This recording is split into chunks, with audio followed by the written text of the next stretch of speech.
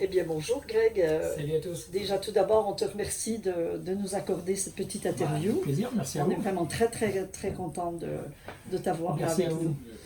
Alors écoute, moi je suis admirative de ta carrière. On va Merci. dire déjà, tu entames, si mes calculs sont bons, ta 23e année de carrière, puisque tu as Ouais. commencé la compétition en 2000. Si ça me rajeunit pas tout ça. C'est ça, hein? 2000 la première année. Donc ça fait quand même quelques années que tu es Ouais. en circuit, en route, enfin, au guidon. Et toujours aussi passionné. Voilà. Et moi, la question qui me titille là, parce que c'est quand même énorme, tu courais en course de vitesse et tu es arrivé en 2007, je crois, en Ma endurance. première course En d'endurance. endurance, et tu courais encore des courses de vitesse très importantes. Comment Ça tu va. arrivais à gérer, parce que c'est des préparations complètement différentes, l'endurance et puis la vitesse, En fait, l'adaptation sur les motos différents. Ouais. Dis-moi voir un Je petit suis peu. arrivé en endurance, je sortais de 2 années de Grand Prix avec Sylvain justement. On faisait les Grands Prix de 2004-2005. Ça s'est pas passé comme je voulais, du coup je suis parti en Mondial Super Sport. J'ai enchaîné sur 3 années de Mondial Super Sport, 2006, 2007 et 2008. Et côtoyant Mathieu Lagrive et Sébastien Jabert à l'époque sur le paddock. Moi j'avais 21 ans, 22 ans. Et du coup ils m'ont dit, bah voilà, si tu veux réussir en moto, il faut que tu es français, il faut faire de l'endurance. Donc du coup les deux m'ont un peu aidé à rouler. Et c'est vrai que première course d'endurance, bol d'or, je finis 5e au général, donc c'était vraiment une bonne performance. Et du coup le team m'a reconduit pour les 24 heures du Mans. Et dès ma première course aux 24 heures du Mans, on fait podium au général, on finit 3e avec une moto privée. Donc voilà, c'est de là que c'est parti. L'esprit endurance. Après 2009, du coup, je suis recruté au Yart.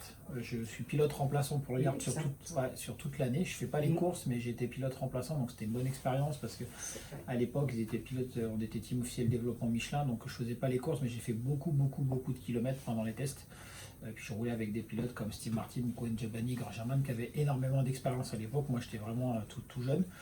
Et du coup, j'ai fait mes armes sur des motos WC. Et après 2010, je suis rentré au SRC dans le team de Gilles Staffler, qui était à l'époque le team GSR. Et après, l'épopée est partie de ça. Voilà. Et puis après, Et t'en as enchaîné. On a enchaîné 5 victoires au Mans, 4 victoires au Bol d'Or. Pas mal de victoires. Magnifique carrière. Ouais, Et justement, t'envisages quoi là, les années à venir? On va déjà se concentrer sur cette course-là. Qu'est-ce que j'envisage? Déjà, on va dire que j'ai un peu commencé ma reconversion. J'ai monté ma propre écurie en cheval France Superbike avec donc le team TWR où on représente la marque Ducati officiellement sur le championnat de France. Donc on a déjà, voilà, je suis déjà aussi instructeur. Je donne des cours avec mon brevet d'état. Donc on verra, je prends toujours autant de plaisir à rouler. Après, on verra qu'est-ce qui se passera dans quelques années, où ça se trouve j'aurais plus envie de faire ça, puis j'allais faire complètement autre chose. Mais pour le moment, je prends toujours autant de plaisir à faire de la moto. Toujours l'envie de continuer déjà là. Ouais, parce que je cours après cette 6e victoire et Bien sûr. j'espère bien l'avoir cette année. Bien sûr, je comprends. Ah ben l'envie, on la sent, t'es toujours Ouais, aussi motivé. Ouais. Il y a pire comme boulot. Pilotage, il est toujours aussi bon. Moi, franchement, j'apprécie beaucoup On ton essaye. pilotage. On essaye. C'est bien, c'est beau. T'as une belle carrière. Écoute, Merci. Grégory, il y a une petite question un petit peu plus. T'as toujours été soutenu par ta famille? Comment ça se passe à ce niveau-là? Les parents, là, ton épouse? Ouais, après j'ai toujours baigné dans le sport. Mon père était professionnel de boxe, donc rien à voir avec la moto. Donc moi je faisais de la boxe depuis que j'étais tout petit. Mon père m'a mis sur une moto quand j'avais 15 ans parce que je roulais un peu vite sur la route, donc j'ai toujours... Un état d'esprit déjà de sport. Voilà, en c'est général. ça. Et on va dire, ma femme, je l'ai rencontrée en 2011, donc j'étais déjà... quand je l'ai connue, elle était derrière les gradins justement, elle me regardait de l'autre côté des grillages et en fait on s'est rencontrés comme ça. Et du coup ça fait 12 ans maintenant qu'on est ensemble et on va dire qu'elle m'a connu comme ça, donc elle a suivi le mouvement Et c'est un soutien important pour toi? bah oui, parce qu'au final, si j'ai aussi eu la carrière que j'ai, c'est aussi grâce à elle, parce que si elle n'avait pas été là, derrière chaque homme, il y a une grande femme, donc si elle est là, et c'est un ensemble en fait, c'est pas vraiment que la performance en elle-même, c'est le bien-être du pilote, tout un ensemble qui fait que ça performe à la fin. Elles sont souvent dans l'ombre, alors elles Bien sont sûr, très importantes. Bien sûr, toujours. Eh oui. Toujours. Eh bien, écoute, je vais passer la parole à Jacques. Je te remercie, Greg. Avec plaisir. Oui, donc quelles sont tes ambitions pour ces 24 heures? Bah, les ambitions, c'est comme tout, chaque 24, c'est de gagner. Hein. Voilà, voilà, si on est un peu plus raisonnable, on va dire top 5 et pourquoi pas le podium. C'est sûr que là, sur le papier, quand on gagne les qualifications, on n'est pas les favoris, ça c'est sûr. Parce qu'il y a des motos factory et que nous, on n'est pas une petite structure. Hein. Malgré le fait qu'il y ait des bons pilotes, on reste un team privé avec 5-6 fois moins de budget, donc forcément c'est un peu plus difficile. Mais honnêtement, je pense qu'on l'a montré l'année dernière. À Spa, on fait 2. Au Bol d'Or, on jouait la victoire et on casse le moteur à 3 heures de l'arrivée, sinon on était potentiellement champion du monde avec une moto privée. Donc on a les armes pour jouer devant. Alors c'est sûr, sur le papier, sur la performance pure, les équipes comme le Yart, le CERT, voilà, toutes ces équipes-là, la FCC, sont plus performantes que nous, mais sur la longueur de la course, on sait que si nous on ne fait pas d'erreur, on pourra viser quelque chose d'intéressant. Donc je pense qu'un top 5 c'est largement envisageable et pourquoi pas un podium et après 1, 2, 3, on verra. Mais voilà, je connais trop bien l'histoire, je sais très bien ce qui peut se passer. Je pense qu'on a un rythme, la moto fonctionne bien, les pneus fonctionnent bien, tous les 3 pilotes sont homogènes, donc il n'y a pas de raison que ça ne fasse pas de résultat si on suit le tableau de marche qu'on suit depuis le début de l'année, donc sans se prendre la tête et puis ça roule quoi. On verra bien. Une victoire aurait un goût vraiment très particulier cette fois parce que un double titre. Parce que tu aurais un 6e, voilà, t'es le recordman des 24 heures du Mans, hein, tu as quand même 5 victoires aux 24 heures du Mans. Exact. Bon, il y a Alex Vieira qui en a 5 aussi. Ouais. Et si tu gagnes cette fois-ci, tu seras le seul, recordman. Et en plus, Kawasaki serait le seul recordman aussi, parce qu'ils sont à égalité avec Suzuki pour le moment. Ouais, personnellement, pour Kawasaki, moi, ça me change pas trop mon truc. Après, pour moi, personnellement, c'est sûr que ce serait un aboutissement. Et honnêtement, de vous à moi, je pense que si je gagne une 6e fois, ce serait quasiment sûr que je pense que j'arrêterai après de rouler. Ah, tu t'arrêterais la compétition pour l'année prochaine? Si je gagne une 6e fois, je prendrai ma retraite. Tu vas jusqu'au Bol d'Or Oui, je finirai l'année, mais voilà, bon, c'est que des spéculations. Hein, mais j'ai toujours dit que le jour où je gagnerai une 6e fois, je prendrai ma retraite, donc c'est un peu une exclusivité. Donc si on gagne, bah, on va dire que tu terminerais vraiment sur une belle, exactement. Belle note, là, ça serait merveilleux. On verra. Ouais, voilà. Je pense que ce sera un bon accomplissement et partir avec les honneurs, ce serait top. Complètement. Alors ta retraite uniquement pour l'endurance ou aussi pour les superbikes? Oui, non, uniquement pour l'endurance. Tu continuerais à courir en superbike? J'adore toujours faire de la moto, mais c'est sûr que les courses d'endurance sont des courses quand même extrêmement compliquées, tant sur le plan physique et psychologique. Exigeant, ouais. Ça prend énormément de temps et maintenant, avec le team que j'ai géré sur une vitesse, j'ai beaucoup de choses à faire. Et il y a un moment, on ne peut pas tout faire, les années passent, moi je vieillis aussi, hein, je vais avoir 38 ans, donc les années passent, et même si j'y prends autant de plaisir, je pense qu'il y a un moment, il faut savoir aussi dire stop, donc voilà, c'est si on gagne, après si on fait 2, je continuerai. C'est une discipline où tu n'es pas tout seul, il y a des coéquipiers, donc voilà, c'est ça. Donc c'est pas le même stress, c'est pas la même approche qu'une course de vitesse. C'est un truc que je me suis dit moi-même, voilà, si on gagne, je prendrai ma retraite d'endurance. Après, je continuerai à faire de la vitesse parce que c'est vrai que j'aime ça. Mais peut-être que j'arrêterai tout, on verra bien. Mais c'est un peu à l'image de ce qu'avait fait Vincent aussi quand il a gagné son dernier titre et est parti avec les honneurs. Erwan l'a fait aussi l'année dernière, après sa retraite, après avoir gagné le Bol d'Or. Donc on va dire que je pense que de toute façon, j'ai plus rien à prouver personnellement. Donc on verra. Déjà un très beau palmarès là, ouais. Là, ça serait terminé à l'heure actuelle, sur le plateau, il n'y a personne qui a fait autant. Donc il y a David Tcheka qui a un très beau palmarès aussi, qui est encore en activité. Mathieu Lagrive aussi. Mais c'est sûr qu'à l'heure actuelle, je suis celui-là qui a gagné le plus de courses d'endurance. Donc ça ne me rajeunit pas. Mais ça veut dire qu'on est encore présent, on est encore performant sur des bonnes motos et puis on verra quoi.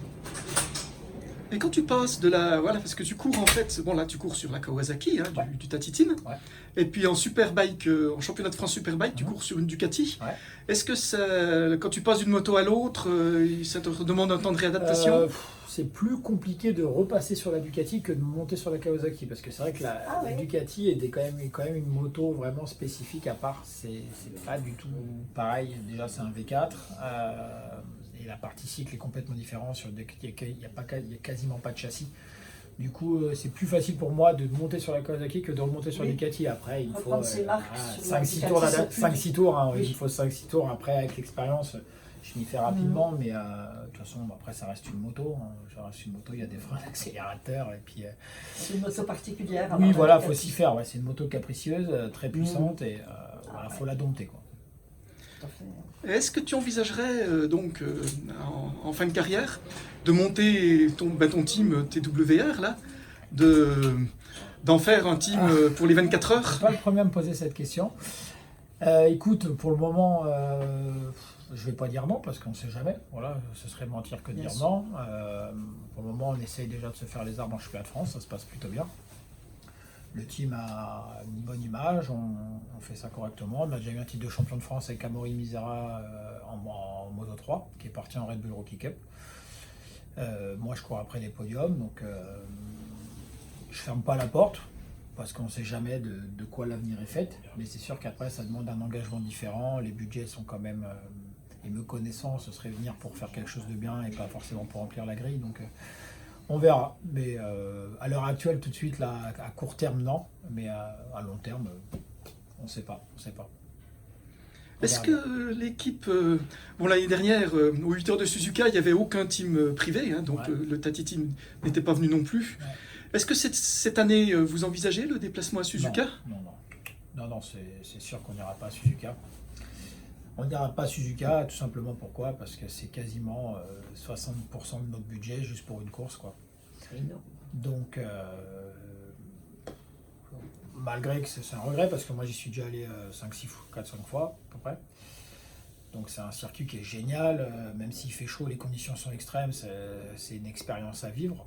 Et malheureusement, on manque un peu de recul, et à chaque fois qu'on va là-bas, c'est quand même compliqué pour les teams européens. Parce qu'ils roulent avec ils sont chez eux, comme nous ici, ils ont des pneumatiques adaptées à ce circuit-là que nous on n'a pas. On roule avec notre pneu standard, on va dire européen, et c'est surtout que le budget c'est hors de prix en fait. Et pour une petite équipe comme le Tati Team, comme nous, c'est pas possible en fait, tout simplement. C'est pas qu'on veut pas, c'est qu'on n'a pas les budgets, donc. Des fois, il vaut mieux, moi, à mon avis, se concentrer sur les 3 courses européennes et les faire correctement que les dépenser énormément d'argent pour potentiellement finir dans les 10 premiers. Et encore difficilement, la preuve l'année dernière, c'est qu'on n'y a pas été et puis on a quand même joué le titre à la dernière sans avoir été à Suzuka. Donc voilà, c'est sûr que humainement, c'est top d'y aller pour les mécanos, pour le staff qui n'ont jamais découvrir notre culture. Mais économiquement parlant, c'est quelque chose qui n'est pas viable pour nous. Donc on laisse ça aux grosses équipes. Bon, on l'entend, hein, c'est de plus en plus compliqué, même pour les grosses équipes. De toute façon, hormis c'est lourd. Hormis les 4 Moto Factory, le Yart, parce qu'ils ont un soutien de Yamaha, FCC, Yoshimura qui sont à domicile. Et malgré tout, ça reste compliqué pour eux. La Ducati, qui a quand même aussi un gros budget, n'y était pas l'année dernière. Oui, ils n'y étaient pas non plus, et aucun privé. La Vitaïs non plus n'y était pas, je ne sais pas s'ils y vont cette année ou pas. Mais nous, c'est sûr qu'on n'y va pas, quoi. Donc voilà, c'est comme ça. Peut-être que je roulerai si je trouve une équipe, on verra. Ça, c'est un autre sujet, mais le Tati Team, en tout cas, n'y va pas. Ou alors, je suis pas au courant. L'année dernière, il y avait Erwan Nigon qui avait couru avec un team, mais en fait, le team, c'est le team Trickstar. Donc, maintenant, j'ai roulé 2 fois chez eux. J'ai roulé 2 ans chez eux, donc je les connais bien. On ne sait pas si, du moment qu'ils ont la 11 maintenant, ils vont sûrement pas revenir à Suzuka avec la moto violette. Non, je pense pas. Ou peut-être que, vu que c'est un gros sponsor pour eux au Japon, peut-être que ce sera un sponsor qui va les aider financièrement. Donc il y aura peut-être une touche. Ça après, je sais pas du tout comment. Peut-être qu'ils seraient capables de mettre 2 motos. Une moto aux couleurs de leur partenaire, je sais pas. J'ai aucune idée. Ça, c'est moi qui spécule. Je sais pas, je pense que de toute façon Kawasaki mettra la Moto Factory avec Jonathan Ray et Sam Loves comme tous les ans. Je pense. Après, je pense que si on fait le tour du paddock, 90% des teams n'iront pas, quoi. Les teams ont déjà du mal à faire 3 courses de 24 heures, donc, et pourtant Spa, c'est pas très très loin.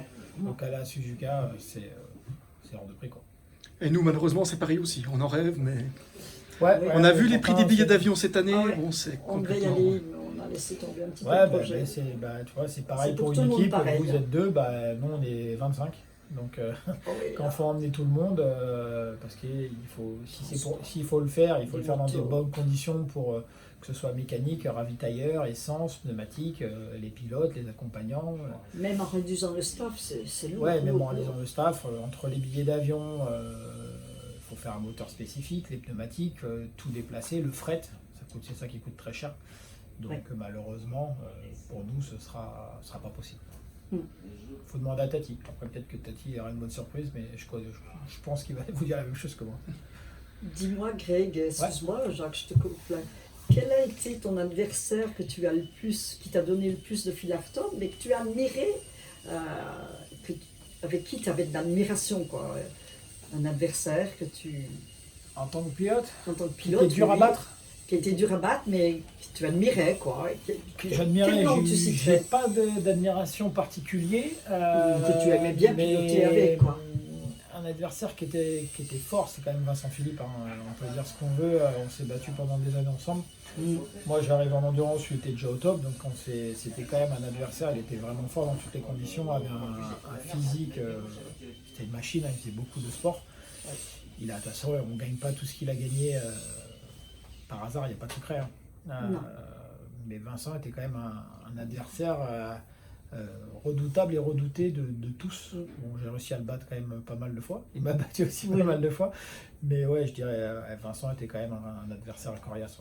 Oui. Ça devait être une grande satisfaction, hein, de pouvoir se batailler avec lui. Et puis, de toute façon, les bonnes années, voilà, on savait très bien que c'était la 11 ou la CERT. On était tout le temps en bagarre. Il y avait la GMT aussi qui était là, mais toujours un petit peu en retrait de ces deux équipes. Et c'est vrai que voilà, c'était à celui-là qu'allait faire la première erreur. Et bon, ça nous a sauvé quand même pas mal de fois, eux aussi. Et c'était souvent les mêmes, hein, de toute façon. Mais ouais, en tant que pilote, de toute façon, Vincent a gagné 11 courses de 24 heures, je crois. Moi, j'en ai 9 au total. Oui. Donc, je pense qu'à mon niveau, après, j'ai pas connu les autres périodes, hein, forcément, mais... Ça doit être des beaux souvenirs, tout ça. Hein. Oui. Ouais, forcément. Bagarre en piste, forcément. C'est bien. Vous êtes les deux à avoir le plus de victoires, du coup. C'est ça. Je crois que... Après, je sais pas si on a... En tout cas, de l'époque des temps modernes, en tout cas. Enfin, je veux dire... Même, je crois que des temps anciens. Il faudrait regarder les statistiques, mais Vincent, je crois, a gagné 11 fois, moi 9 fois entre le bol et le Mans. Après, il faudrait regarder avec les 24 heures de Spa et au Schwarzschild à l'époque, parce qu'il y avait plusieurs courses de 24 heures. Moi, je n'ai pas connu cette période-là, donc... je pense que Vincent, c'est lui qui a gagné le plus de courses. Et moi, je dois être juste derrière. Après, il doit y avoir égalité. Il doit y avoir William Coste aussi, qui en a gagné pas mal. Alex Vira, je pense qu'il doit être aussi Jean-Michel Mathieu aussi, qui en a gagné beaucoup. Et plein d'autres, hein, mais quand on parle, je pense, des records, je pense que Vincent c'est lui qui a, et puis moi je dois être juste derrière. Il faut encore essayer de le battre. Bon, le bol d'or, battre son record au bol d'or, ça va être compliqué, je pense, quand même, parce qu'il en a gagné beaucoup. Et pour ces 24 heures, ça va être très ouvert. Hein. Ouais. Ça s'annonce plus ouvert que jamais. Ah oui, le niveau est vraiment relevé parce que les machines sont de plus en plus affûtées, on va dire, d'origine, et il y a moins d'écart qu'à l'époque. Et les teams gagnent beaucoup de moyens maintenant, et c'est vrai que rentrer dans le top 10, ça devient déjà compliqué, quoi. Mais quels sont les adversaires, justement, dans ces 24 heures qui te semblent le plus redoutables? On va dire tous. Hein, les teams... Non, mais si tu veux, sur le papier, en performance, tous ceux qui sont devant nous... les trois motos japonaises équipées de Bridgestone déjà vont être redoutables. La FCC, la Yart, la CERT. Voilà, la CERT forcément, ils sont tout le temps là. De toute façon, même s'ils sont pas bien, ils sont tout le temps là. La FCC pareil, la Yart, la BMW est très performante aussi. La Ducati aussi a montré qu'elle était quand même performante. Elle est très performante. Après, est-ce qu'il n'y aura pas de... Puis après, il faudra jongler avec... les soucis mécaniques des uns et des autres. La 333 aussi, depuis qu'ils sont passés en DAS, je trouve qu'ils ont passé un step. La 333 est performante, nous on est performants aussi. Donc, et après, on va dire que nous on est juste dans la tranche derrière toutes les factories, dans les outsiders avec la 333, la 77. On est à l'affût des moindres erreurs devant. Mais voilà, après, on sait très bien que de toute façon, les motos officielles maintenant mettent beaucoup de puissance dans les moteurs. C'est ça qu'il y a beaucoup de dégâts souvent devant. De toute façon, il se passe toujours quelque chose, toujours. Ah, et surtout les dernières éditions du Bol d'Or, là, elles ont été très mouvementées. Le niveau se relève, les marques mettent de plus en plus de puissance dans les motos pour que ce soit performant, et forcément, qui dit augmentation de la puissance dit fragilité et pas la fiabilité. Donc la preuve, nous, à Spa, on n'était pas les plus performants, on finit 2 parce que les autres ont eu des problèmes, des chutes, ont cassé, ont fait des erreurs, et donc on verra. Mais voilà, forcément, tout le monde est un adversaire, et puis nous, on peut connaître aussi des problèmes, et puis c'est peut-être une moto stock qui gagne, on ne sait pas ce qui peut se passer. C'est pour ça qu'en endurance, les pronostics sont toujours très très difficiles. C'est même mission impossible. Il y a toujours des favoris qui se dégagent, forcément. Là, si on regarde les tests de mardi, le Yard sont les favoris, c'est eux les plus vite. Donc pour le moment, c'est eux les favoris. Mais bon, le Yard, on sait que ça a toujours été comme ça, ils ont toujours été très performants, ils ont par contre souvent connu des problèmes mécaniques. Souvent d'ailleurs, je crois que leur dernière victoire en 24 heures remonte à 2009, donc ça passe 15 ans. Donc, il y a plus des sacrés coups de théâtre, oui, justement. Donc on verra. Bien. Et samedi à 15h, il y a un pilote du Tati Team qui va prendre le départ. Est-ce qu'il est déjà désigné? Non, pas encore, je sais pas, on verra. Ce sera moi ou Baptiste Guittet, je pense, parce que Pépito, il est pas grand. Ah, pour courir. Ah oui, ça compte. Il est plus petit, il touche pas par terre. Faut qu'on lui mette une cale, sinon. Ah, d'accord, ouais. Non, je sais pas, on n'en a pas encore discuté. Après, peu importe, s'il faut le faire. Je l'ai fait pendant des années, donc c'est pas quelque chose qui me stresse plus que ça, quoi. Et en fait, ça fait une équipe extrêmement homogène, là, avec deux champions du monde sortant en super stock aussi. Ouais, franchement, comme on disait mardi, moi je suis vraiment pas inquiet, c'est quand même, malgré l'expérience, c'est rare qu'un mardi je dise que la moto, que je suis serein et que la moto performe, la moto est vraiment bien. C'est plutôt signe ça. Oui, la moto, voilà, on n'en fait pas plus, on est conscient de ce qu'on peut faire, et dès mardi, pour moi, si on était à la course, la moto elle est déjà figée au niveau des réglages, donc on est plutôt confiant, et après on va refaire ce qu'on sait faire et puis on verra, quoi. Mais de toute façon on sait très bien qu'on ne va pas rentrer dans le jeu des factories parce que de toute façon c'est pas notre course pour le moment, et on verra ce qui se passe au petit matin, mais honnêtement ça va, je suis assez serein. Oui, voilà, tu abordes ces 24 heures, on sent assez serein. Je crois que j'ai compté, enfin je suis pas sûr, il faudrait que je recompte précisément, mais je crois que c'est ma 30e course de 24 heures entre le Bol, le Mans, Spa. Donc j'en ai fait un paquet, donc je connais un peu, il n'y a pas de raison de se stresser. Même s'ils annoncent de la pluie jeudi, vendredi pour les séances d'essai, séances qualif, on sait que ce week-end normalement ils annoncent du sec, donc on va pas se stresser, même si on part 15e, c'est pas grave, on remontera. Voilà, ce qu'il faut, c'est pas commettre d'erreur, pas chuter, et puis on verra, quoi. C'est tout ce qu'on vous souhaite. On essaiera de vous revoir après 15h dimanche. Je souhaite le meilleur, bien évidemment, le damier. Ouais. La position, on vous la souhaite la plus haute possible. La plus haute possible. Eh bien, merci. Avec plaisir. J'espère avoir répondu à toutes les questions. Oui. Voilà. Est-ce que tu fais de la moto sur la route? Pas du tout. J'ai le permis. Alors, je dis pas du tout. Je mens parce que la semaine dernière j'en ai fait. Donc j'ai rodé les Panigale V4R sur la route parce que ça allait plus vite. Donc on a rodé les motos sur la route, mais je ne roule pas du tout sur la route. J'ai pas de moto de route. Enfin, de toute façon, quand tu viens chez moi, tu sais même pas que je fais de la moto en fait. J'ai mes trophées de 24 heures dans mon salon avec le Bol d'Or. Et il y a très peu de photos, j'ai pas de moto. Donc si un voisin vient s'installer dans ton quartier, tu passes à non, il sait pas que je fais de la moto. Non, j'ai pas de moto, et puis j'aime bien. J'ai une pièce où je range tous mes trophées, mes cuirs et tout ça, où je garde tout parce que j'ai tout gardé. Mais j'aime bien déconnecter, moi en fait. Quand je rentre chez moi, je suis chez moi, et la moto, c'est la moto. Donc je garde mes trophées quand même parce que ça a quand même une valeur significative. Mais tous mes autres trophées que j'ai gagnés en vitesse ou sont dans une pièce à part, rangées dans son étagère, elles sont pas. Parce que j'ai gardé tous mes trophées depuis que j'ai commencé, donc ça fait un paquet. Mais non, je ne fais pas moto sur la route, pas du tout. Eh bien, c'est bien. C'est dangereux sur la route. C'est dangereux, sur la route. T'as raison. Non, et puis honnêtement, j'y prends pas spécialement de plaisir, dans le sens où quand je roule avec une moto, sur le circuit, je peux l'exploiter à 100%, on va dire tirer la quintessence du moteur. Sur la route, j'ai la chance d'habiter à la campagne, donc j'ai pas spécialement besoin de moto pour me déplacer. Et ça me frustre plus qu'autre chose parce qu'au final on se retrouve avec une machine puissante qu'on peut pas exploiter. Voilà, et puis c'est dangereux, il y a toujours quelque chose qui peut traverser un enfant, un ballon, un animal.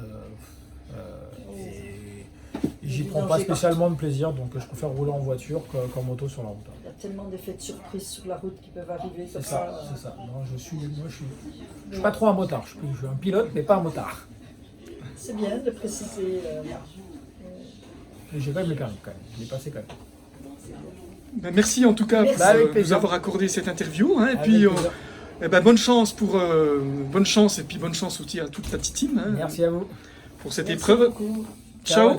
Ciao. Salut. Ciao, ciao.